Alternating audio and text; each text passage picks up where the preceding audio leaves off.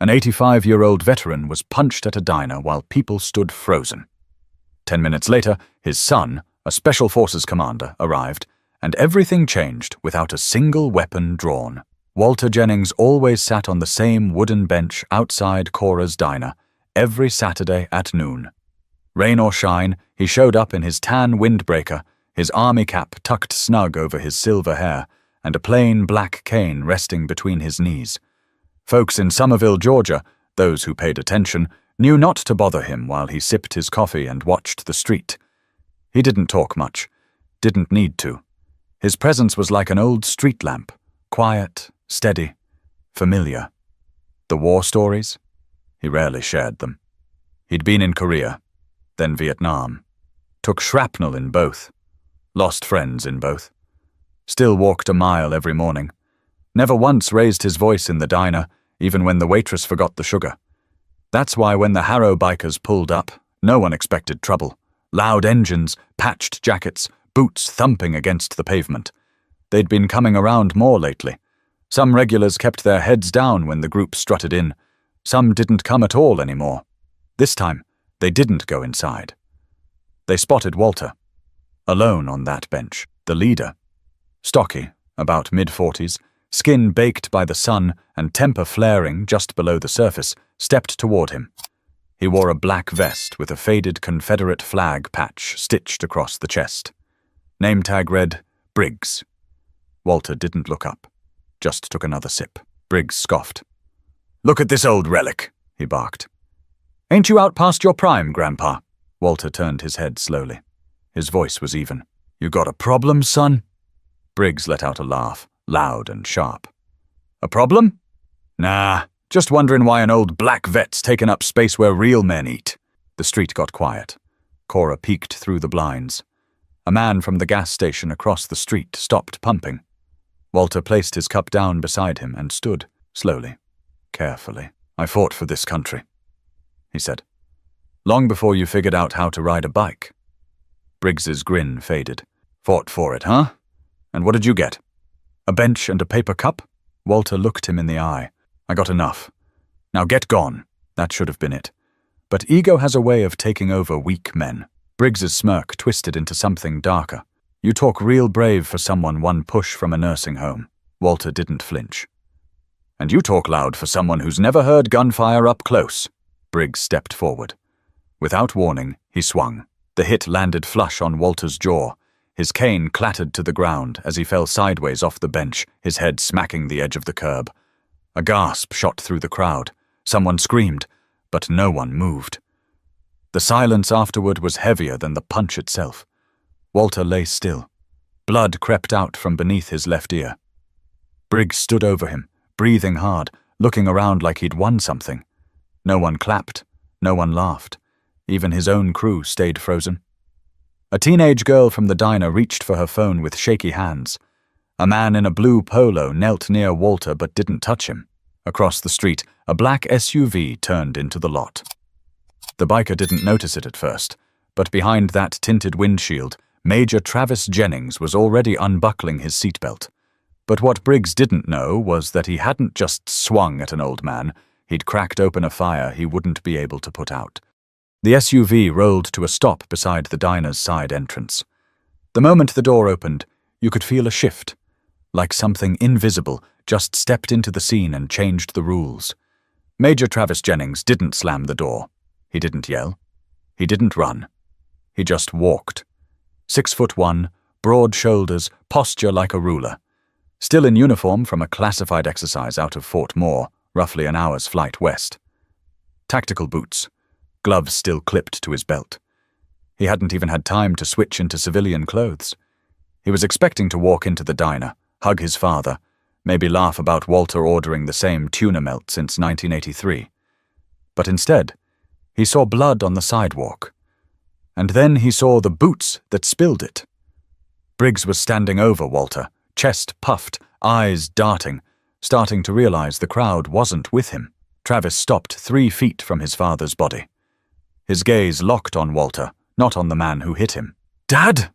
His voice cracked in a way you wouldn't expect from a man trained to command soldiers under fire. Walter didn't respond.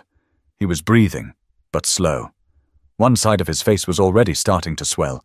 His left hand twitched near the cane, but he couldn't reach it. Travis lowered to one knee. He didn't touch him yet, just assessed. "Dad, it's me. I'm here." Briggs shifted. "What's this?" "Your boy here to pick you up, old man." Travis stood. Now he looked at Briggs. Something in that glance made two of the bikers behind Briggs take a step back. "Did you hit him?" Travis asked. Briggs lifted his chin. He mouthed off. "I just reminded him who's in charge." Travis didn't blink. "You touch him again, you won't get a second reminder." That's when the second SUV pulled in. Black? Unmarked. Government plates. The tires crunched as it rolled over the gravel. The doors opened in sync. 4 soldiers stepped out, moving in practiced formation, shoulders spread, spacing deliberate. They weren't in full battle dress, but close enough. Earpieces in, vests on. No weapons drawn, but every muscle in their bodies said they didn't need to. Travis didn't need to explain. These men knew exactly why they were there. The shortest of the 4, Staff Sergeant Nolan, spoke first. "Major?" he asked, eyes on Travis's face. Travis nodded once. "Secure the perimeter." They spread without another word. Not to intimidate, just to make sure things didn't get worse. The town had stopped moving.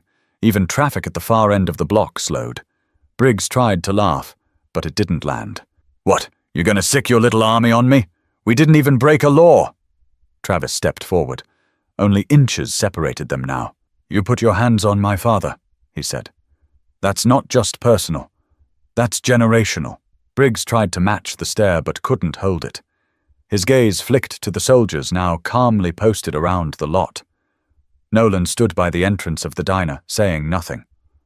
Another soldier had eyes on the gas station. The rest scanned the street. Still no weapons. Still no shouting. That made it worse. "You don't scare me," Briggs muttered, voice low.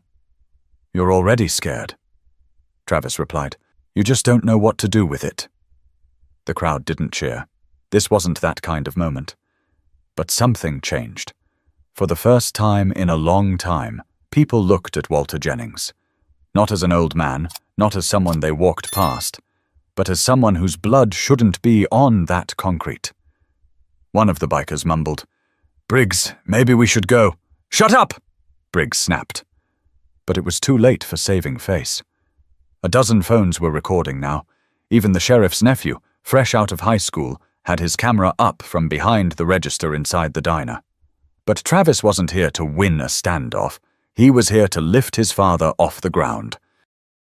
Travis crouched beside his father again, eyes scanning for signs of concussion, broken bones, anything that needed immediate attention. The cut along Walter's cheekbone was still bleeding, but it wasn't gushing. His lip was split, and his left eye was starting to shut, but he was conscious now. Barely.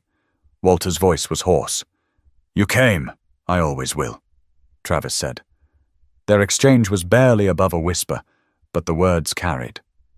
A nearby woman, middle-aged, floral scrubs, probably from the urgent care 2 blocks over, stepped forward with a small first aid kit she'd run to get. She offered it to Travis wordlessly, and he took it with a grateful nod. No one had dared move closer to the biker crew. Not until Travis arrived. Briggs leaned against his Harley now, arms crossed, trying to act like none of it got to him. But he wasn't talking anymore. Not when men in military gear were posted like sentinels at every corner of the lot. Travis opened the kit, took out antiseptic wipes, and carefully cleaned his father's cut. Walter flinched, but stayed still. The silence between them wasn't heavy. It was understood. They'd been through worse. But this hit differently. "He didn't like the color of my skin," Walter muttered, barely audible. Travis's jaw flexed, but his voice stayed calm. "He didn't like that you stood up." Walter gave a small, crooked smile. "Still hurts like hell. You always were too tough for your own good." A pause. Walter looked around. "These your boys?" Travis glanced toward his team. Nolan stood with arms behind his back, still and focused. Private DeWitt near the street sign. Corporal Rivas by the entrance. Sergeant Harlan in the alley between the diner and the hardware store. "They volunteered," Travis said. Walter blinked. They came for me.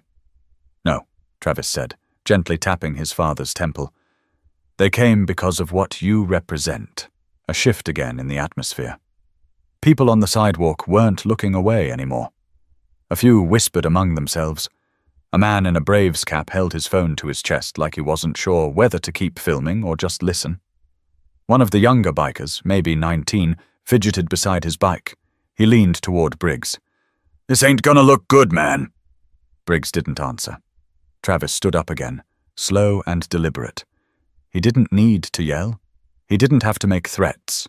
He just turned toward the group and spoke loud enough for them to hear.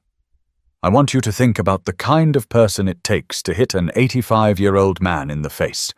A man who served 2 wars, so people like you could even walk these streets." No one responded. "Now think about how little it takes to become that kind of man." Still silence. Travis took a step closer. Because it wasn't courage. It wasn't strength. It was weakness dressed up as rage. Briggs's eyes flicked from Travis to the others, then to the people watching. He wasn't used to this kind of attention. When the crowd doesn't cheer. When even your crew starts looking at you different. From behind the diner, a voice called out. "Sheriff's 2 minutes away," Nolan said, earpiece tapped. "Local response?" Travis nodded once. Briggs straightened. "So what now? You gonna charge me with something?" "That's not my job," Travis said. "But I won't need to lift a finger. The world saw what you did. And they'll remember." Rivas stepped forward, handing Travis a folded piece of cloth, a spare military towel, olive green. He passed it to his father, gently dabbing his lip. Walter chuckled dryly. "I used to be the one patching you up." "Times change," Travis said. Walter looked up at the biker still trying to act like the big man. "What doesn't change is how cowards always look the same, no matter what year it is." But Travis wasn't finished, because the one thing more powerful than force is presence. Walter couldn't tell if it was the blood loss or the shame that made his head feel so light. He leaned back slightly against the bench, pressing the towel to his cheek, and for a few seconds the present slipped. He wasn't in Somerville anymore. He was in Da Nang, then Pusan, then Alabama in 1962. His brain shuffled through memories like a broken projector. Gunfire, rain, voices yelling over static, a cold hospital cot. His mother's voice from a time before war ever touched him. The sound of that biker's punch echoed in his skull like mortar rounds. He could still feel the heat from a napalm strike he'd escaped in Vietnam, a searing fire that took 2 of his brothers in arms and left him dragging one of them through mud and bodies. He wasn't supposed to come back from all that, but he did. And now he was here, on the ground, bleeding at 85. Because some fool with a patch on his vest couldn't stand the sight of a proud, quiet black man who'd lived long enough to know how far this country still had to go. Walter blinked hard and saw Travis again. "You okay, Pops?" Travis's voice anchored him. Real. Present. His son. The boy he taught to tie his shoes, who used to cry when cartoons ended. Now a man people listened to with their hands behind their backs. Walter chuckled. A deep, rough sound. "I ever tell you about Private Connolly?" Travis raised a brow. "Which one?" "The redhead from Minnesota. Couldn't aim worth a damn. Thought he was dying when he got stung by a bee. Screamed louder than when he got grazed in the leg." Travis cracked a smile. "You're bleeding? And we're talking about bees?" Walter coughed. "Just wanted to see if I still had it in me." "Storytelling. You do," Travis said. "Always did." Another cough. Wetter this time. Walter winced. "I didn't expect to still be fighting battles at this age." "You didn't fight," Travis replied. "You stood your ground, and that's different." Walter turned his head, eyes locking on the crowd. People watching, some with sympathy, some with shame. Some not sure what to do with themselves. "I used to think if I outlived the fire hoses and the dogs, the war zones and the riots, maybe one day I could just sit and drink coffee in peace." Travis didn't answer. Walter stared at the blood on the pavement. "But that ain't how life works, is it?" "No," Travis said quietly. "But we get to decide who we are in the middle of it." The ambulance siren could now be heard faintly in the distance. It wasn't rushing. No one called in a panic.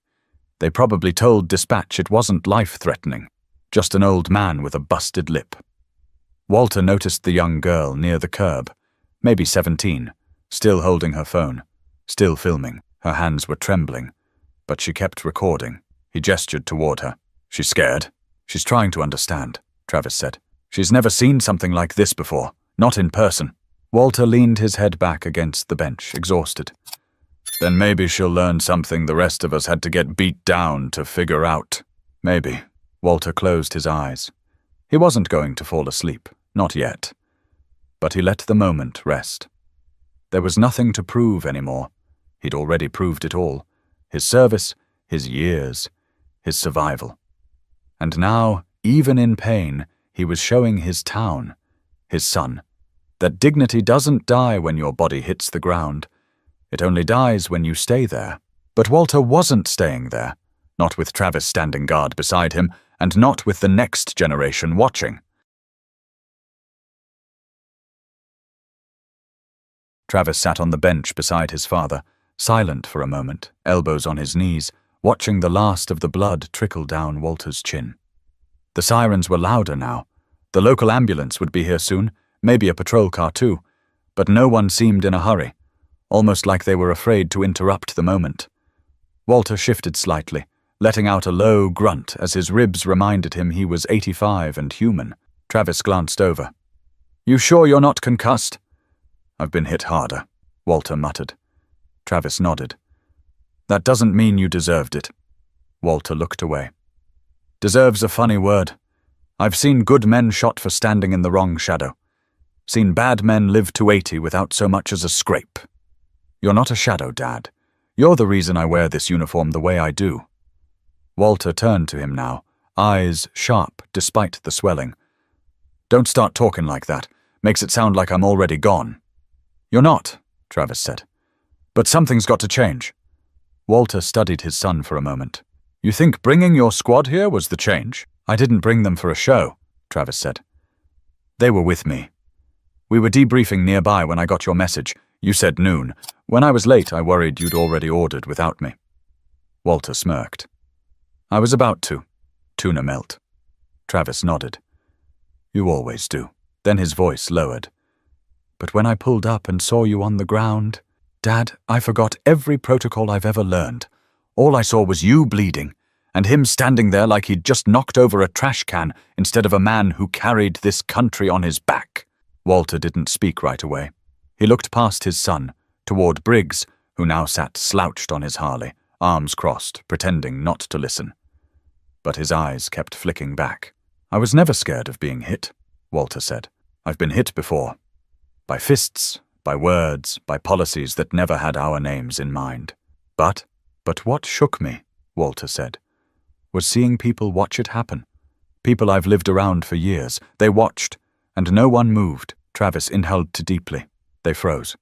"Most people don't know what to do with injustice when it shows up in broad daylight." Walter nodded slowly. "Still stings, though." They sat in silence as the ambulance finally parked. 2 paramedics jumped out, grabbing their equipment. Travis waved them down. "He's alert. Some facial trauma, possible bruised ribs." He stayed conscious. One of the medics, mid-30s, freckled arms, wedding band, knelt beside Walter. "Sir, we're going to get you checked out, all right?" Walter waved him off with a slow hand. "I'll go with you, but not until I say this." The medic hesitated, then gave a respectful nod. Walter turned back to Travis. "You think I should have hit him back?" Travis didn't answer immediately. He looked at his father's bruised face, then at Briggs, then back. "No," he said, "because you already hit him harder than he'll ever understand. And you didn't lift a finger." Walter smirked. "You really believe that?" "I do," Travis replied. "Look at him. He threw the punch, but now he's shrinking in front of a town that used to let him roam loud and loose. You stood up by staying down and making the world look at it." Walter pushed himself to his feet, slow and stiff, leaning hard on his cane. "You sound like your mother." Travis smiled. "She taught me well."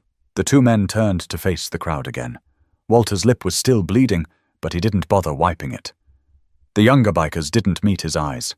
Briggs stared at the ground now, chewing the inside of his cheek like he wanted to say something, but couldn't find the words. But Walter didn't need an apology. He needed people to remember what they saw and ask themselves what they stood for. The tension in the lot didn't break. It shifted. The kind of quiet that comes after a storm when no one's sure what to do with the wreckage left behind. Walter stood upright, cane steady, blood still drying on his skin. He didn't flinch. He didn't beg. He didn't try to win the crowd. He just stood there like a man who'd stood for bigger things before. Men beside him gone too young, commands barked in foxholes, the kind of fear that doesn't come with noise, just memory. Briggs took a few slow steps forward.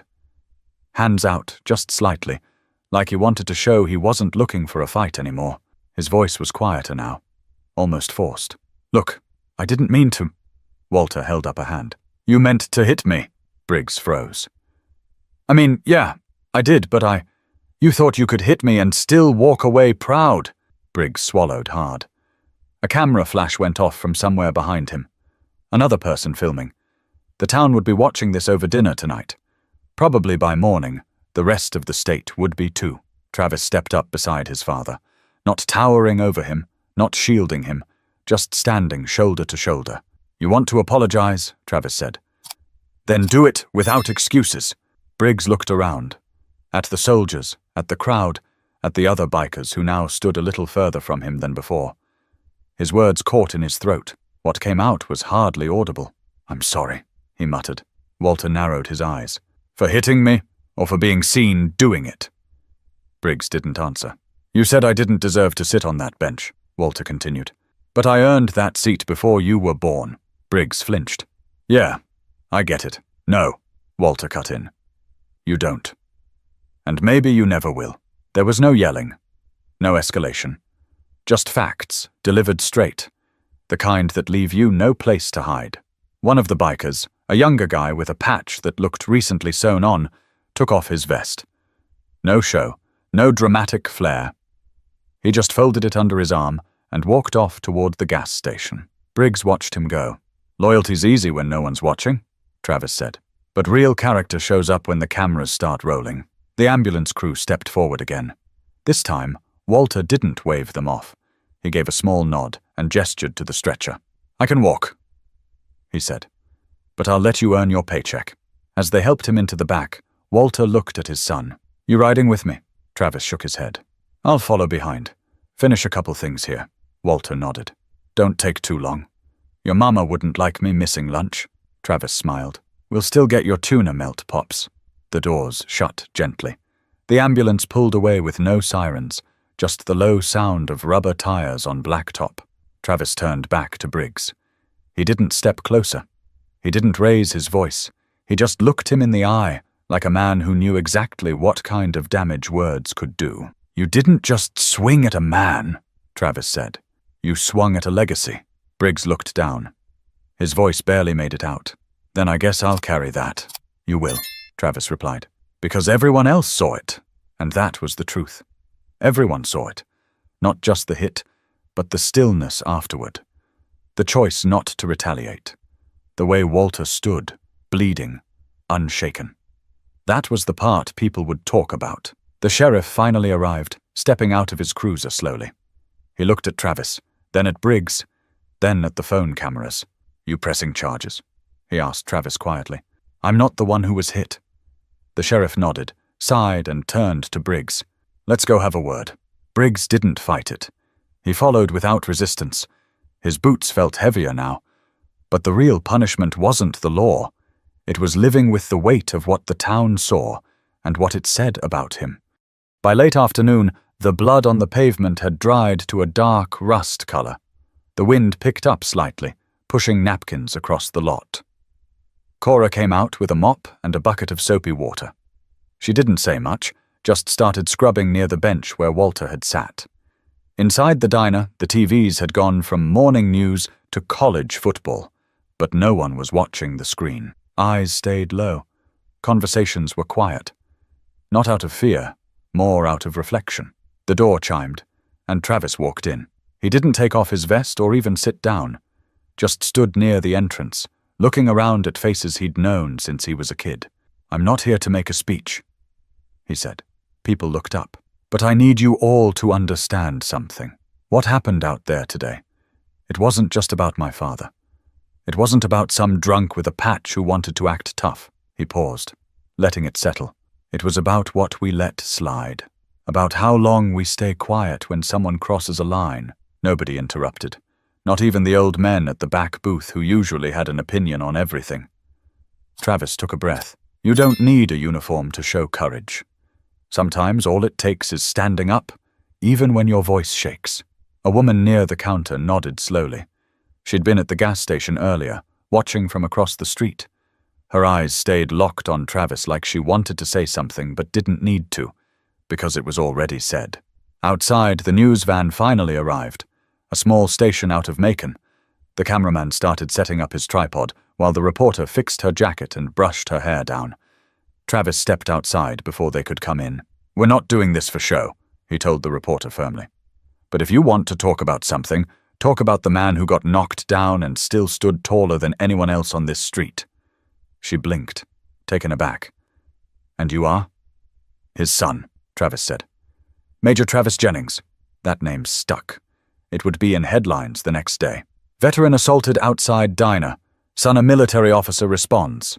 Social media posts would share clips from phones, freeze frames of Walter sitting up with blood on his shirt and dignity in his eyes. But the story wasn't about the virality. It was about what stuck long after the views faded.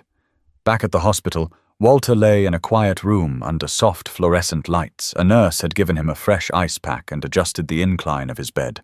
His vitals were strong. He'd need a couple stitches, maybe a night of rest. But physically, he'd be all right. Mentally, he was still chewing on everything. A knock came. Travis stepped in holding a brown paper bag from Cora's. "Told you I'd get your tuna melt." Walter cracked a smile. "Even cold, it'll hit the spot." Travis sat beside the bed and handed over the sandwich. "Town's been real quiet since you left." "Quiet's not always good," Walter said. "Quiet means thinking. Let's hope they're thinking the right things." "They will," Travis replied. "Or they'll remember you did." Walter chewed for a second, then looked over. "Think anyone will actually change?" Travis thought about it. About the sheriff walking Briggs to his cruiser, not cuffed but not free. About the girl still standing by the curb even after the cameras left. About the biker who took off his vest and didn't look back. "Yeah," Travis said. "A few. And that's where it starts." Walter took another bite. "That's all we've ever asked for, isn't it?" "Exactly."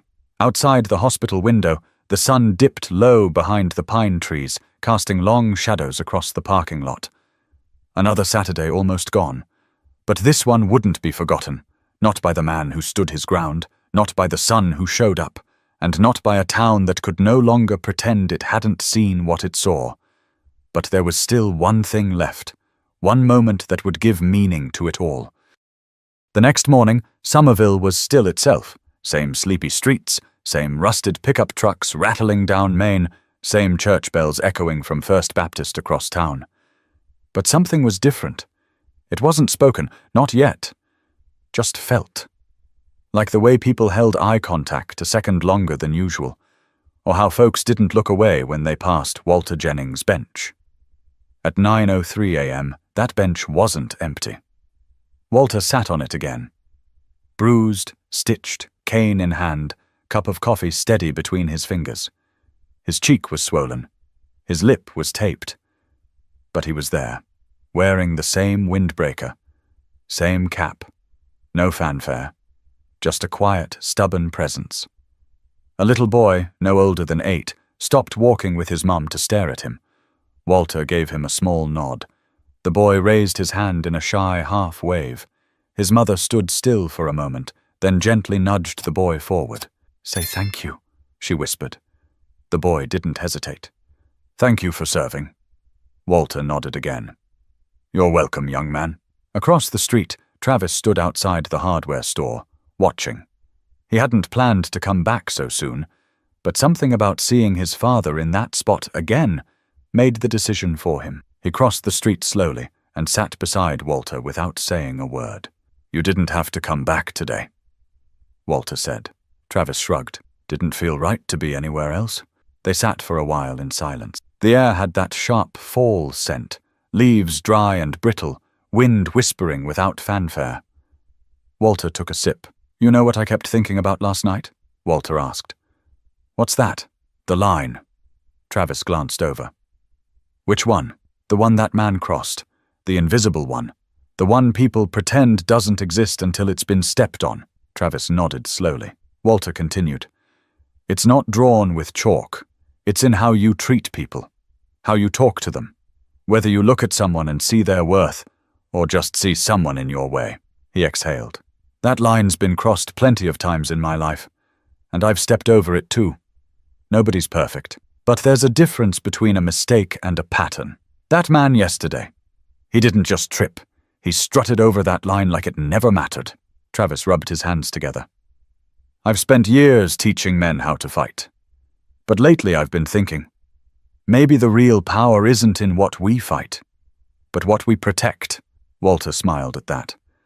"Your mother would have liked that. She always said you were the strongest man she knew," Travis said. "I wasn't strong," Walter replied, glancing at the bandage on his cheek. "I was just tired of hiding."